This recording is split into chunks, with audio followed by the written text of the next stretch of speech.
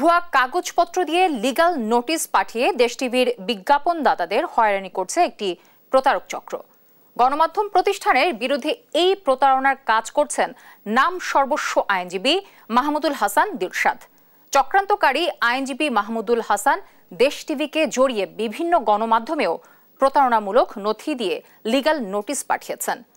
বহু খোঁজাখুঁজির পর চক্রান্তকারী মাহমুদুল হাসান দিলশাদের মুখোমুখি হলে জানান, দেশ টিভির স্বঘোষিত সাবেক এমডি আরিফ হাসানের চক্রান্তেই পাঠিয়েছেন লিগ্যাল নোটিশ। ঢাকা বার অ্যাসোসিয়েশনের সভাপতি বলছেন, গণমাধ্যমের বিরুদ্ধে ষড়যন্ত্রকারী যেই হোক তার বিরুদ্ধে কঠোর ব্যবস্থা নেওয়া হবে। বাকিটা জানাচ্ছেন আমাদের সহকর্মী এম এ আজিম। জালিয়াতির মাধ্যমে ভুয়া কাগজপত্র তৈরি করে লিগ্যাল নোটিশ পাঠিয়ে হয়রানি করা হচ্ছে দেশ টিভির বিজ্ঞাপনদাতা প্রতিষ্ঠানগুলোকে। দেশ টিভির স্বঘোষিত সাবেক ব্যবস্থাপনা পরিচালক আরিফ হাসানের হয়ে এমন কর্মকাণ্ড করছেন মাহমুদুল হাসান দিলশাদ নামের নাম সর্বস্ব এ আইনজীবী। এমন জালিয়াতির কারণ জানতে লিগ্যাল নোটিশে দেয়া ঠিকানায় আইনজীবীর খোঁজে দেশ টিভি টিম। অন্য আইনজীবীদের এ চেম্বারটিতে মাঝে মধ্যে বসেন মাহমুদুল হাসান দিলশাদ। লিগ্যাল নোটিশ তিনিই দিচ্ছেন, স্বীকার করলেও কাগজপত্র সঠিক কিনা তা জানেন না দাবি করেন আইনজীবী দিলশাদ।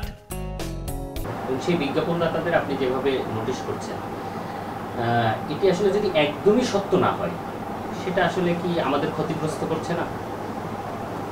আসলে সত্য মিথ্যে এটা তো আমার ক্লায়েন্ট বলতে পারবে, আমি তো বলতে পারবো না। উনি আমাকে পেপারস দিচ্ছেন, উনি আমাকে মৌখিকভাবে যেটা জানাইছেন সেটার প্রেক্ষিতে আমি লিগ্যাল নোটিশ করেছি। কিন্তু সেই পেপারসটা সঠিক কিনা সেটা কি একবার যাচাই করেছেন? উনি যেটা, ওনার প্রতি তো আমার বিশ্বাস রাখতে হবে। আপনি যেটা করছেন, আপনি সেটা বেআইনিভাবে একটা বেআইনি লোককে আপনি এখানে প্রতিষ্ঠিত করার চেষ্টা করছেন। আপনি একটু দেখেন ভাইয়া, এটা কি আসলে এক সিগনেচার? এটা হলো আপনারা আপনাদের মতো করে দেখবেন বা আপনারা এটা বিচার করবেন। আমার ক্লায়েন্টের যেভাবে আমাকে পেপারস দিয়েছেন যেভাবে সঠিক কাগজপত্র দেখানোর সঙ্গে সঙ্গে লিগ্যাল নোটিশের সাথে তার পাঠানো কাগজপত্র অনলাইন ভেরিফিকেশন করে ভুয়া প্রমাণিত করে দেখাই আমরা। তখন তিনি এমন কর্মকাণ্ডের দায়ভার চাপান তার মক্কেল আরিফ হাসানের উপর। আপনাকে এখান থেকে অনলাইনে আমি সার্চ করেও দেখিয়েছি যে আমরা যে পেপারসগুলো নিয়ে এসেছি সেগুলো সঠিক, এবং আপনি যে পেপারসগুলো নিয়ে এসেছেন সেগুলো ওয়েবসাইট বলেন, সরকারি সার্ভার বলেন, কোথাও খুঁজে পাওয়া যাচ্ছে না। আপনাকে এখানে আমি সার্চ করে দেখিয়েওছি। এরপরে আপনি কি বলবেন? এই বিষয়ে আমার কোনো বক্তব্য নাই, এটা আমার ক্লায়েন্ট বলতে পারবেন।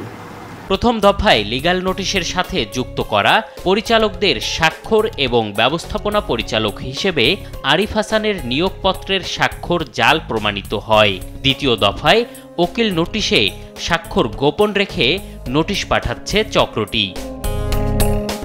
একজন আইনজীবীর এমন বেআইনি কাজের বিষয়ে জানতে আরেকজন বিজ্ঞ আইনজীবী ও ঢাকা বার অ্যাসোসিয়েশনের সভাপতির দ্বারস্থ হই আমরা। তার পরামর্শ, এমন আইনজীবীর বিরুদ্ধে বার কাউন্সিলে অভিযোগ করার। যে আইনজীবী সমিতিতে ফরমালি আমাদের যে গঠনতন্ত্রের নিয়ম অনুসারে আপনারা যদি তার বিরুদ্ধে অভিযোগ করেন, সেই অভিযোগ যদি আমাদের কাছে আসে তাহলে আমরা তাকে আমরা নোটিশ করতে পারবো, তার সাথে কথা বলতে পারবো, তাকে জিজ্ঞাসাবাদ করতে পারবো। আপনাদের বিরুদ্ধে যে সে অযৌক্তিকভাবে আপনাদের ক্ষতি করছে ভাবমূর্তি বা অর্থনৈতিক, সেটা তখন আমরা দেখতে পারবো যে তার অপরাধটা কতটুকু। নিজেকে স্বঘোষিত এমডি দাবি ও একাধিক অভিযোগে ইতিমধ্যে কর্তৃপক্ষ আরিফ হাসানকে দেশ টিভির সকল কর্মকাণ্ড থেকে সরিয়ে দিয়েছে।